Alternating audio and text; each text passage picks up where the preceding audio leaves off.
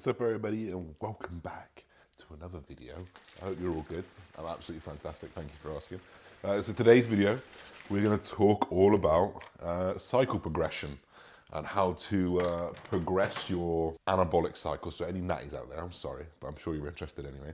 But the things that I do and the things that I'm conscious of when I'm progressing my cycle.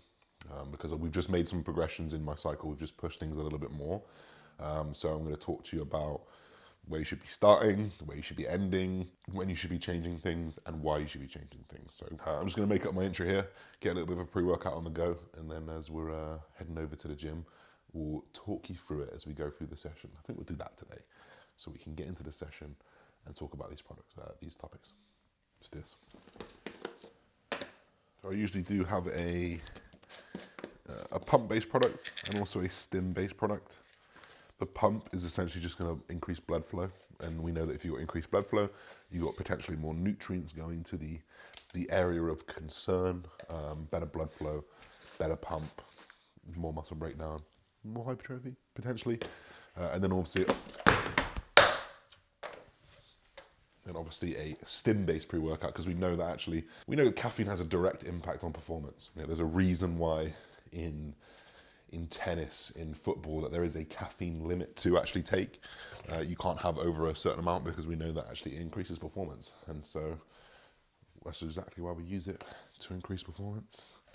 Pre-workout done, intro is done.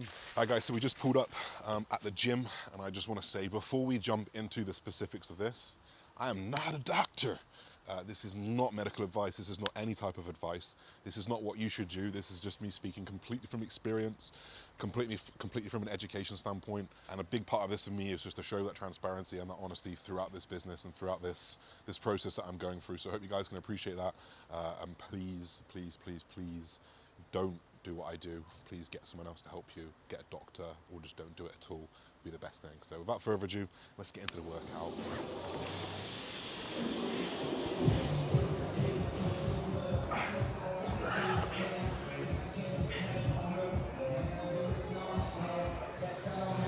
So first exercise is always crucifix lateral raise. Literally just focus on getting that shoulder warm, getting a little blood in the shoulder, but also working kind of the traps, rhomboids through that range of motion that you probably don't do anything else, that external rotation, while also working with that to that short range.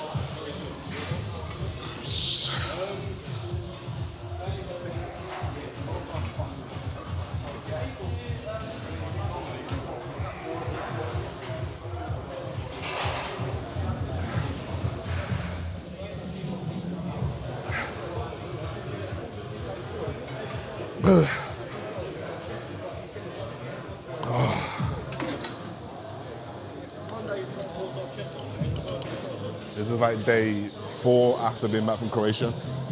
Just frustratingly not strong, but I'll be there soon.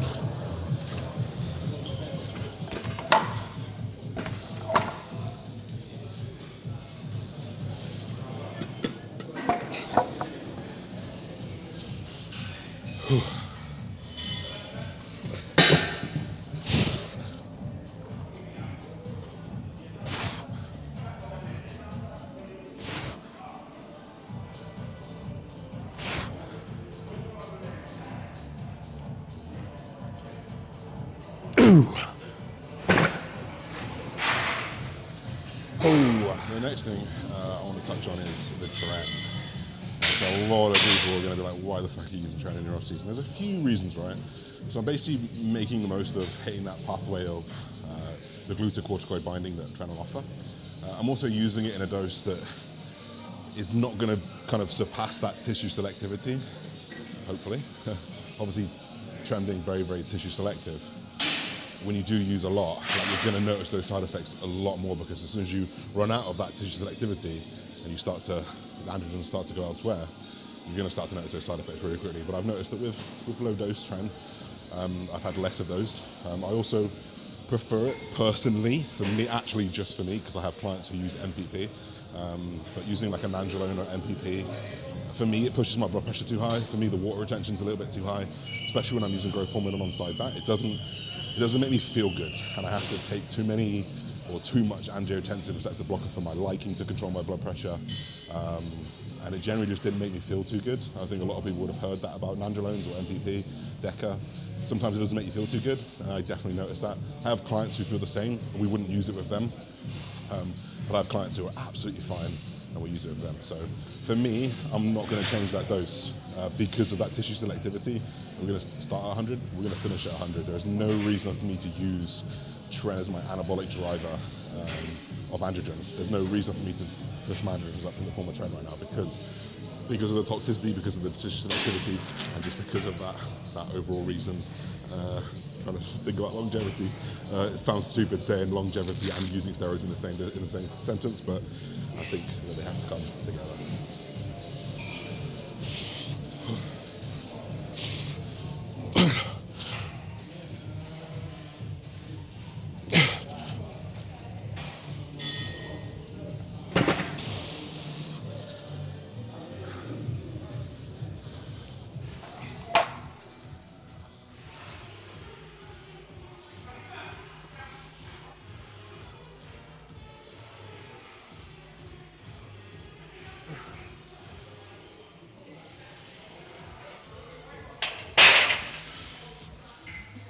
Oh.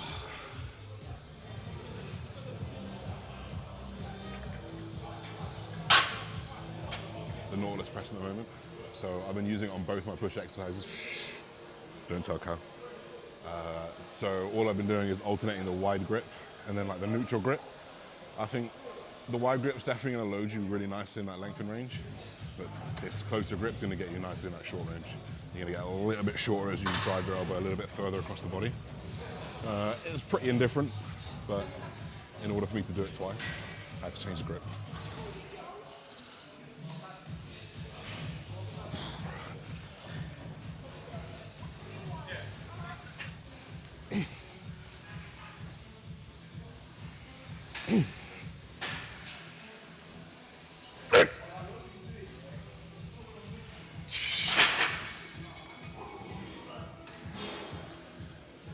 That's a PP though. Alright guys, so the next compound we're going to talk about is going to be Primo. Now, you guys heard me when I started on 500 milligrams of Primo. For those of you guys who don't understand or don't know about primobolan is a fairly, they call it a less toxic drug, so you can tolerate more. It's also lower anabolic effects, so that's why you'd use a little bit more. But for me, Primo really has a good place in a lot of cycles. It's been studied in women up to I think 1.2, I think it may be 1.3 grams or something, right around above a gram for like 16 weeks plus, and there was kind of little to no side effects there. So we know that it's been studied in humans, it's been studied in people who are more androgenic than men. A safer use choice when you're thinking about bringing that into a cycle. Now for me, this is going to be my main driver of androgens. So we've started at 500, I've just taken that to 600 about a week ago. And that's going to be the main driver. Like, I don't really want to push my testosterone too much more. I could see reason why to go 350 or 400, but I do still want to think about using that in a prep, for example. Tren, we obviously talked about that. We don't want to go above 100 really, unless potentially you're in a prep. So Primo is going to be my main driver of anabolism, my main driver of androgens here. So we'll probably taper this up as we go. And I look, honestly, to taper this up after the initial 4 weeks of being on cycle where your hormones start to stabilize, and that is kind of your peak serum level. That's when I'll start to layer on, maybe every 2 weeks or so, or perhaps if you find a sticking point in body weight, you'd bump food and bump drugs. But of course in small controllable bumps. So you see I've gone from 500 to 600. I haven't gone from 500 to a gram. You know, you've got to work your way up ever so slowly to yield the most out of the least. So that's going to be Primo. We'll touch on growth hormone and more recently insulin in a minute.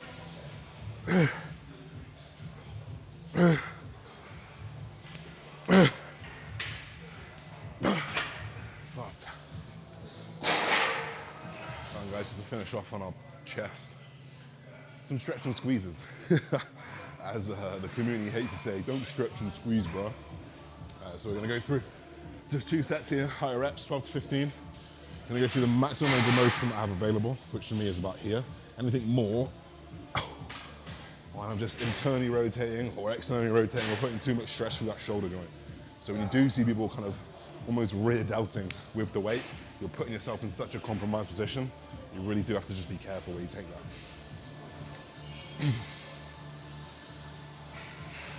So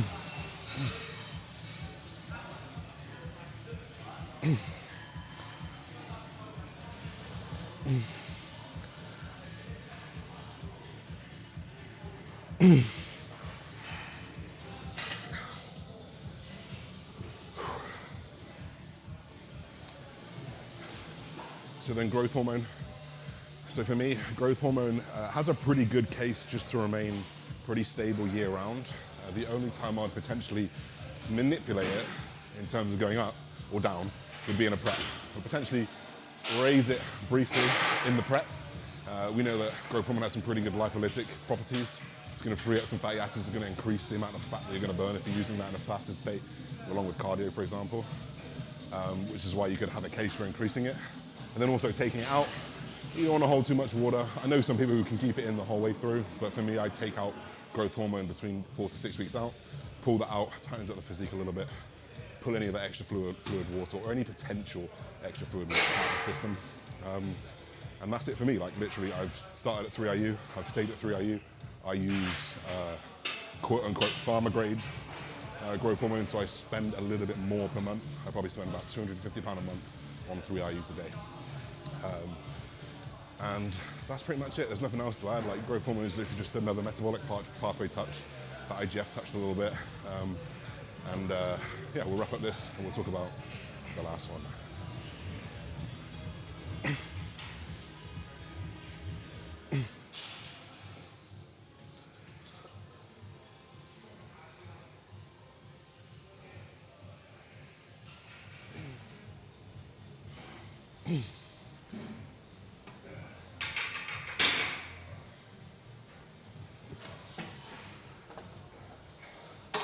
Hi guys, so we'll finish up on insulin. So I've just started using insulin now. I want to say that it's the last thing I recommend anyone to use. I think of all the things that you can potentially take within bodybuilding, it's the one thing that has the capability of killing you on the spot, right? You misdose it, mistime it, you do it before you have access to food. There's a real case of you going into a coma, a diabetic coma, and a self-induced one at that, which is not only humiliating because of what you're doing it for, imagine going to the doctors like that, but extremely dangerous, extremely dangerous. So I'm not going to talk on it. I'm not going to talk about what I'm using, how much I'm using, other than I'm starting at the lowest dose possible to get the most out of it. I'm only using a slow-acting insulin, and I use this with a very specific protocol given to me by my coach. I am not educated enough in it to be able to prescribe those types of things. I'm not educated in it.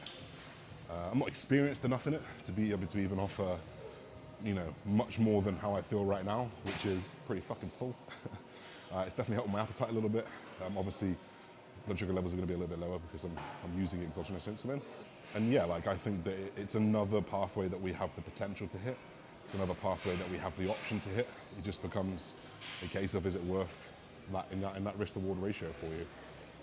And for me, like, I don't actually prescribe anything like that to any of my clients because I'm not versed enough in it. I don't have the experience, I haven't gone through using it for an extended period of time as well as learning about it for an extended period of time to be able to offer that sound advice that I feel confident in, which is why I'm going to leave that one there, and why I can speak a little bit more on the other compounds because I've been studying for them for 5 years, using them for 3 years. So I have a little bit more knowledge base in those. So that's it, guys. That's literally the whole cycle. Sure, some of you will be underwhelmed. Sure, some of you will be very happy that it's that little. Some of you probably still think it's quite a lot. A lot of you probably think I'm lying. Don't really care. Move on. But yeah, we'll keep it honest. Like, as soon as I do any other bump ups in cycle, any progressions in any of those compounds that you've heard, or additional compounds, like I said, there may be a case for Proviron used a little bit later on the line, but for me, I don't really get on with it, so I haven't used it yet. And we'll keep you keep you update with the progress as we move on. So last two exercises here, we'll wrap this up.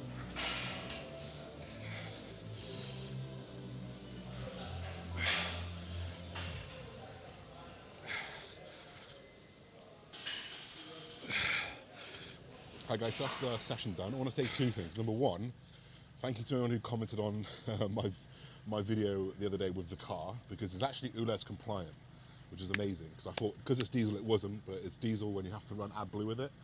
So I'm assuming the AdBlue does something to the emissions to allow it to be compliant, which is amazing because I didn't want to be forced into getting an electric car just yet. The one I wanted is a little bit expensive. I'd like to be a little bit more financially secure first. And also didn't want to go through that hassle, for one. I've still got to get this car fixed. There's some dents on it. So I need to do that before I give this back because it's the lease.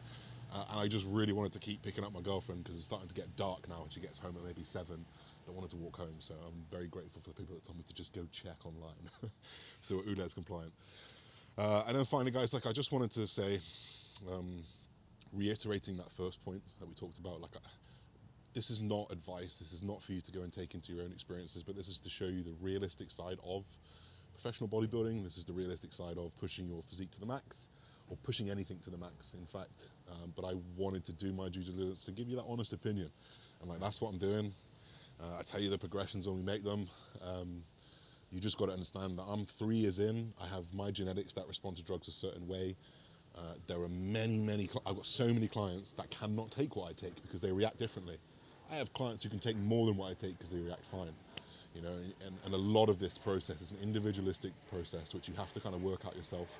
And the best way to do that, start low and work up, and you're going to know your reaction very, very quickly, rather than throw yourself in the deep end with 500-600 milligrams of testosterone and 10-20 folding your testosterone for your body to go, what the fuck is going on? Just start low and build up, and it makes so much more sense. So I hope you guys appreciate this video. I hope you guys enjoyed the workout because I'm feeling good now. A few days back from Croatia, feeling full, feeling big, ready to push on for this off season. I think we're going to try and hit 125 kilos by Christmas, which is about 8 weeks. So we've got 8 weeks to put on 8 kilos. Time to eat. Let's go, guys. See you guys in the next video. Peace.